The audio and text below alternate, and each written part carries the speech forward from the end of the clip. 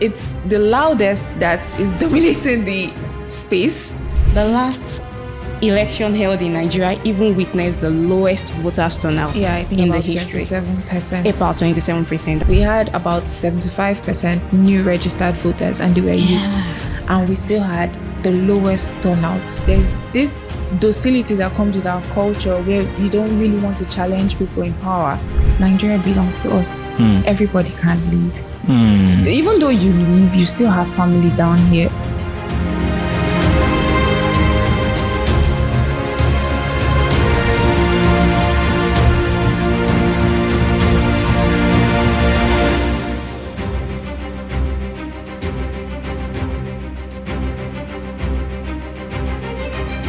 Hello, welcome to another episode of the Leap podcast.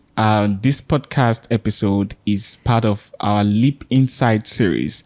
And on this special episode, I'm not here alone, and I have here in this studio with me, Leap Africa studio. I would just want them to introduce themselves. Hello. Okay. Hi, Joshua. Good morning. My name is Adefunke. I'm with the male unit. Male is simply monitoring, evaluation, research, and learning unit of the Leap Africa. Thank you. Hi. Okay, my name is Pamela Uzoma, and I'm also with the moral unit. I guess you already gave the explanation. And I think the funniest thing is that I didn't even introduce myself. My name is Joshua Olawi, and I work with the communications and PR unit at Leap Africa. And really, I'm excited to be here with you to discuss something that I think is becoming a trend that we need to really talk about. Somehow, it's so important for the development of Africa. You know, Leap Africa, we have the vision of a transform Africa. But we believe that to achieve that transform Africa, we need to raise a new cadre of African leaders. Yeah. And young people are at the pivot of this transformation. I mean, there's a youth bulge, and we have about 50% of Africa's population are youths. So that is actually very significant. So I guess that's either a problem or a solution for us. Depends on how we make it. That's true. It depends on how we make it. It could be a problem. It could be a solution. Solution to what exactly? Solution to the problem. To Africa's problem. To Africa's problem. So, but the question is, when we talk about African problem, I think what we will discuss today is one of the problems. And one of the problems is that young people are not really participating in civic engagement. Civic development, being part of social development as we expect them to be. Political participation is for the young people is declining according to reports. I believe you have something to say about that. Yes, it is. Okay, taking Nigeria as an example now. Okay, there was this Yaga policy about the 60% of us. That is talking about the 60% population or 60% of the youthful population in Nigeria. Like, if these 60% can actually get involved in the political space, engage well, they could drive a substantial change. But unfortunately, the last election held in Nigeria even witnessed the lowest voters turnout I think in about the history. 27%. About 27%, that's right. Thank you. And I think just to add to that statistics, just to put it into perspective, is that we had about 75% new registered voters, and they were youths. And we still had the lowest turnout for votes. I'm really surprised. How is that? That is crazy statistics. It is. But can you explain that? Because from my the way I saw the last election, I could see a lot of young people really voting compared to previous elections. And that's the Some people even came down to Nigeria. They traveled to Nigeria and must be part of this election. I mean, and then these statistics. That's the crazy thing about that it's all around us, and it's very different from perception, because it is really factual. You're working with one perception. We saw a lot of new movements springing up, and there were it seemed like there was so much activity going on, but in the grand scheme of things, when the data and all the reports came out, we had the lowest turnout so far. And I think that is a bit problematic, because you would think a whole lot is going on, but there are a lot of uninformed people out there. We have about 200 million Nigerians. And when you have half of that being youths, and then you have a very low percentage of people who are really involved in civic participation, then you know that is a problem, because it almost seems that so much is going on, so much noise, but it's almost as if it's empty noise. Do you understand? And there are not much, there's not so much youths on social media. So it's the loudest that is dominating the space. So Pamela, I really need to help me here. Are you saying that we have more participation in terms of people, showed interest in the election, yet there was a decline in terms of numbers of people who were engaging in the electoral process? I don't know. Probably should help me that's here. exactly what the data states. There were 75% new voters, like new registered voters, with all the clamoring of, go out and get your PVC, go out and get your PVC. But when it came to the D-Day, we just had about 27% of people coming out, which was a huge disparity if you look at it. So I think more people were comfortable with the the buzz than when it came to, the main action. So I don't know how to. I mean, there are several factors that could have led to that, which we are going to talk about. Okay, let's go into that now. So tell me, what are the factors responsible for such, that we had more people showing interest, yet they didn't really vote, like you have said. What could be responsible for this? There are several factors. I don't know if a different guy wants to go ahead. Okay, so first I will start with this, that the youth population are generally a responsive population, of course, due to the energy level. Yes. So if they are not getting involved in something, then there is something actually happening. I think the major thing I'll start with is, take Nigeria as an example again. There is this problem of unemployment. And, the youth are still trying to find their feet. People are looking for job. Everybody's hungry. Everybody's hungry. So people are more concerned about that. I want to know. In fact, I've been in a situation whereby we just had to administer questionnaires, and you're just telling people, we want you to help us fill this, and they're asking you, what are you going to give me? Is there money? So nobody is interested. So that's So unemployment, like you said, is one of the reasons the economic situation in Nigeria. Exactly. Yes. And is that enough to make people show interest in politics and in the election and did not vote eventually? So there's actually a connection. I think everything is intertwined. Okay. Just not necessarily this financial barrier of, unemployment and the rest of them. That also leads to, the political factor part. Okay. You see youths that can't even afford forms of even, trying to contest in an election. Even with the not too young to run bill that was passed, we still had a decline. From 2019, we had about 34% of youths trying to participate in politics, but it declined to 28% in 2023 election. Forms are getting more expensive. We see where political parties have forms up to about 100 million naira. I don't have 100 million naira in my account. I don't know if you do. And no matter how interested you are in politics, this monetary factor is still there. It's still an active barrier that is keeping people away from politics, because it's not just even the form. There's still other activities that go on in our political climes that, trying to canvass for voters, trying to get, campaign materials, trying to even buy votes, if we even look at it. Because, that's an active thing that most people do out there. But there's just, election is expensive, not just on the government side, but for people who want to go into it. So, when you weigh your options, you'll be like, is it really worth it? And it's causing that apathy a lot. There's just so much. The political apathy is also there. If you go out and maybe just take a random sample survey and ask people, what do you really think about the government? Do you think they're doing this, they're doing that? And, you see people like, they're just doing their own, just that. I don't know how They're to doing put their it. own. We should do our own. We should do our own. Let's just anyhow. And I think that also leads to the cultural factor. Yeah, There's still the cultural factor of people just being docile.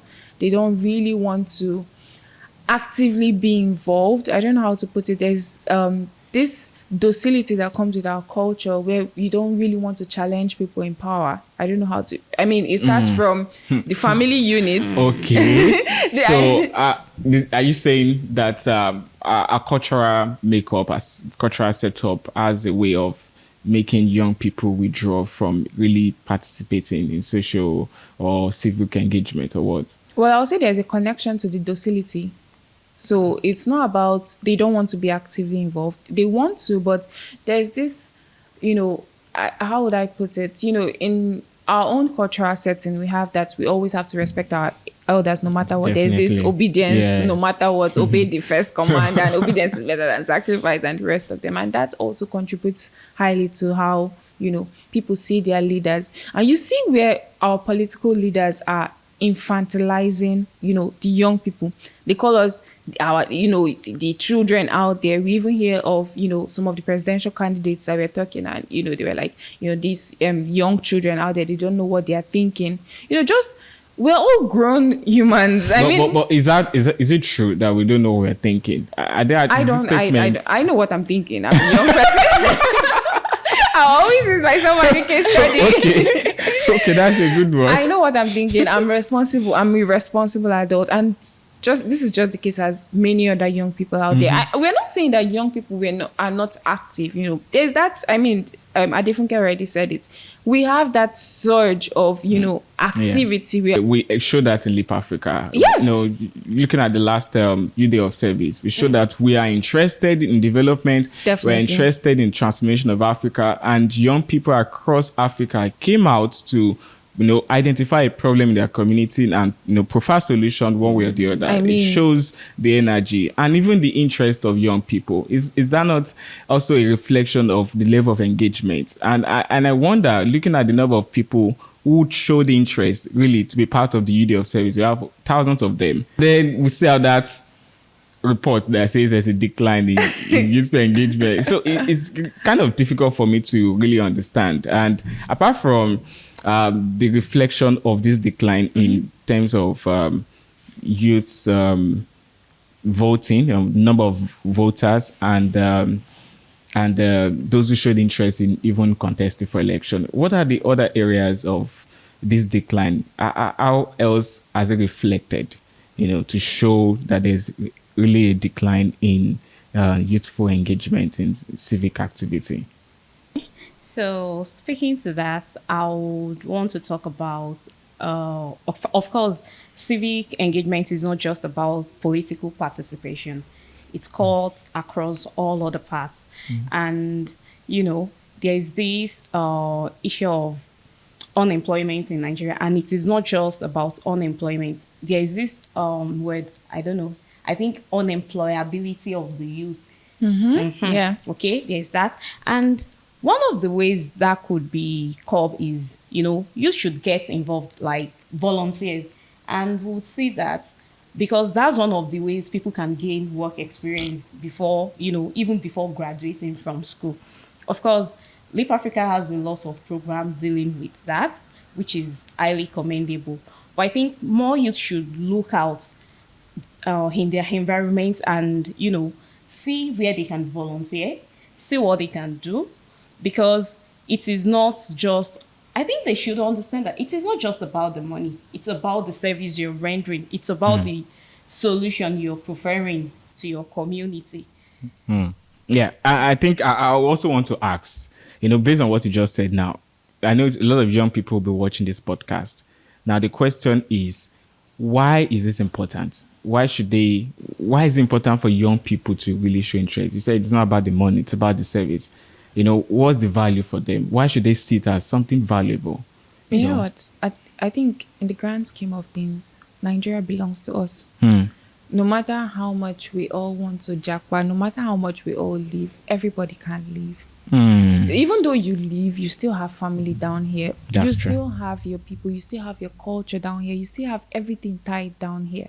So Nigeria belongs to us at the end of the day. We are the young people. Although And we keep we should take ownership of what belongs to take us. ownership. Yeah, We need that active ownership spirit. Because if we leave it in the hands of older people, I mean, it's us that is going to survive. Yeah, because they are leaving the space.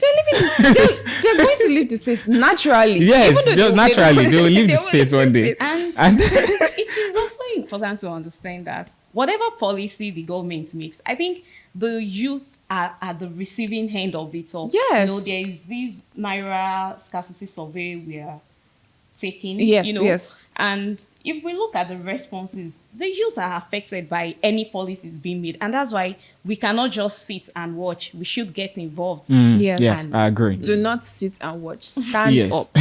Stand up. How about stand and watch? Watching should not be an option. You Get know, involved. we have categories of people who will stand Yes. and watch instead of I mean, sit and watch. What happened? that was what happened. People People stood up, but they didn't want to leave their house. Oh my god! They were watching, From the sidelines. tweeting, you know, Tweeting. you know. Oh Even God. fight. Okay, so what can we do about this? I know you've said that young people need to take ownership. How do we even inspire young people? What can we do? Who are the people that are supposed to do something to make this change, to really make young people? Because somehow there are some things, just I think in physics, if an object is placed somewhere, I'm not a remains science permanent. dev, I have heard of it before, until there's An a external external force moving it, it will remain there, right? So sometimes I want to see young people that way, until something really push them, something inspire them. Yeah. Are there things that we can do? So there's something I learned in school about image theory, right, from leaders. So this is not just on young people. Young people are moved by what they see. In fact, generally, people are moved by what they see, and they are moved by actions as well. So I think we can encourage the governments. They should try harder to bring these young people on board. I mean, if you look at the percentage of young people in the government, in the parliament, and making all these decisions, you see how low these numbers are. And it's not, we have the people who want to get in, but they can't. So how would the government actually bring them in? I mean, I will always use Leap Africa, and I always use myself as a case study. We have written a whole lot of policy brief. We have the NYFF also that is currently ongoing. That's the Nigerian Youth Future Fund, and this endowment fund is for particular youth programs. Just channeling young people to be active citizens out there. And we have also written a report. Just report that young people came together to write. Now these are just the voices of young people, and if the government can just read it, there are so many laid out policy plans out there that you can read and just get the young people talking. The young people have spoken. They have spoken so many times. I think that's another thing that is also happening. That's political fatigue, if you call it. There's an extent that you get people to talk, do, and they get tired. There's so much young people can do. So, I mean, it should be a pull and push. There should be pull from each side. The government should wake up. The young people should wake up. So, yeah. Funke, you want to say something? Okay, I think I would want to add the educational institutions to that, because Definitely. even firstly, you mentioned you learned something in school. And, I think the teacher, or let me say the school now, that's the first interaction a child has outside his Yes. home. So, and most of the lessons we all took from our school still stay with us up till now.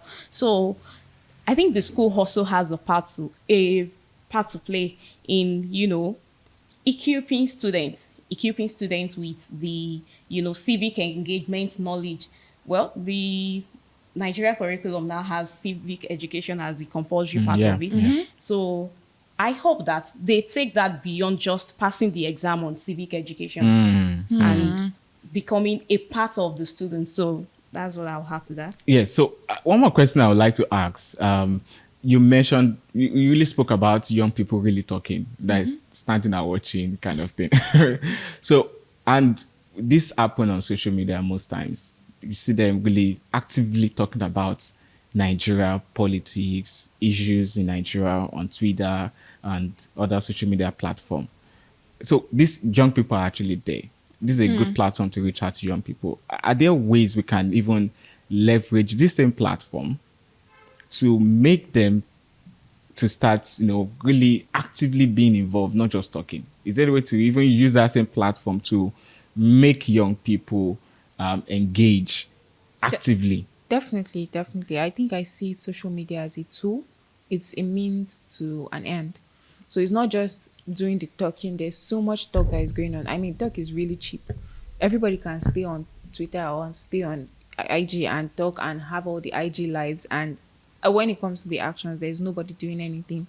So I think it can be used as a tool, a very primary tool. I mean, we use it as a tool as well. So many organizations out there doing amazing work also use it as a tool. So using the social media as a tool to get people out, not just leaving the comfort of their homes. I think that is the only way that we can get people. It's not just talking. I mean, everybody can sit down and talk. We have a whole lot to say, and so many things have been said, but very little actions to back it up.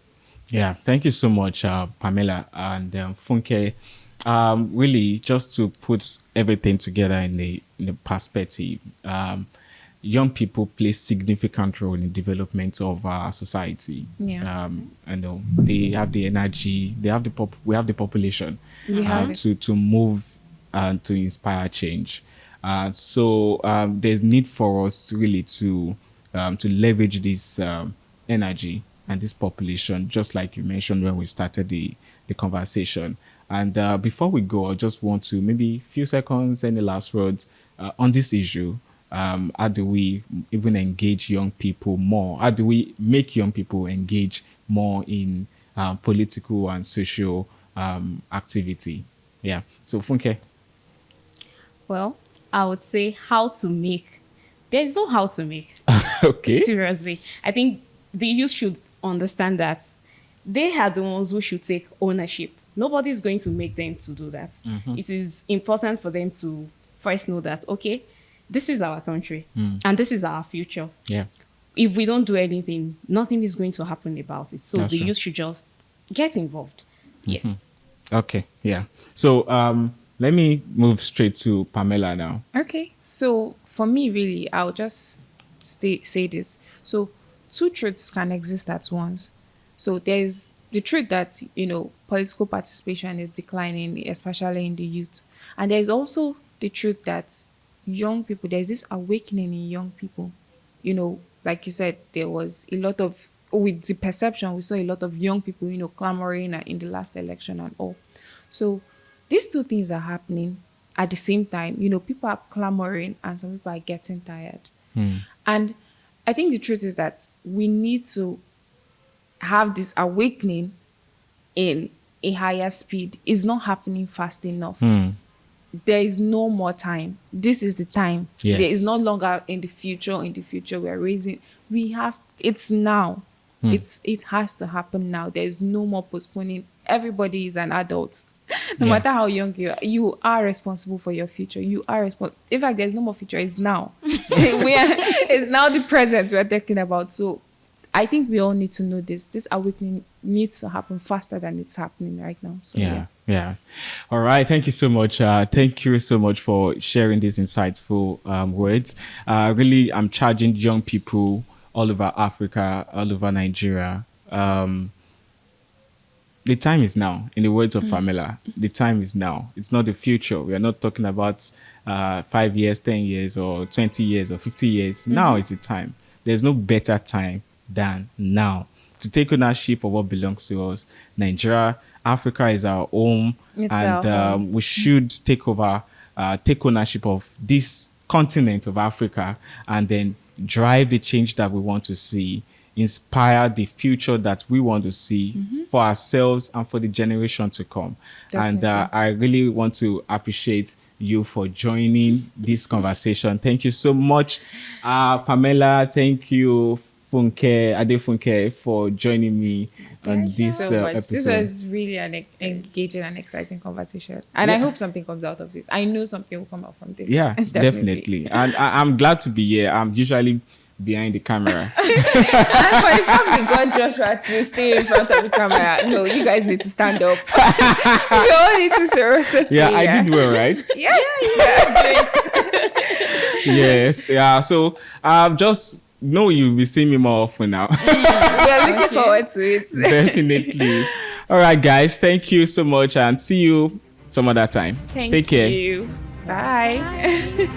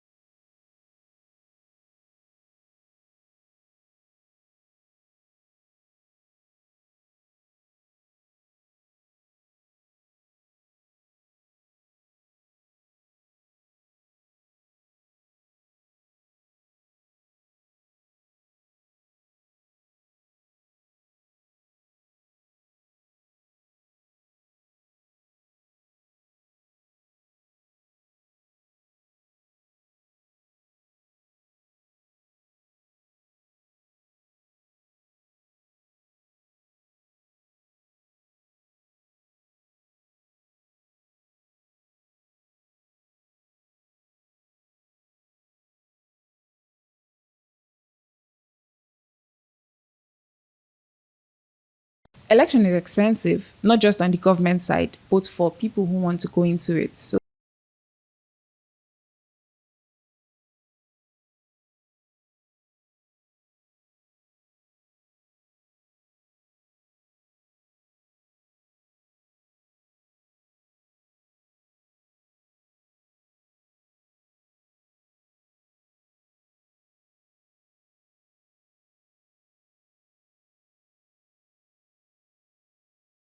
it's the loudest that is dominating the space. The last election held in Nigeria even witnessed the lowest voters turnout. Yeah, I think in about the history. 27%. About 27%. We had about 75% new registered voters, and they were youths.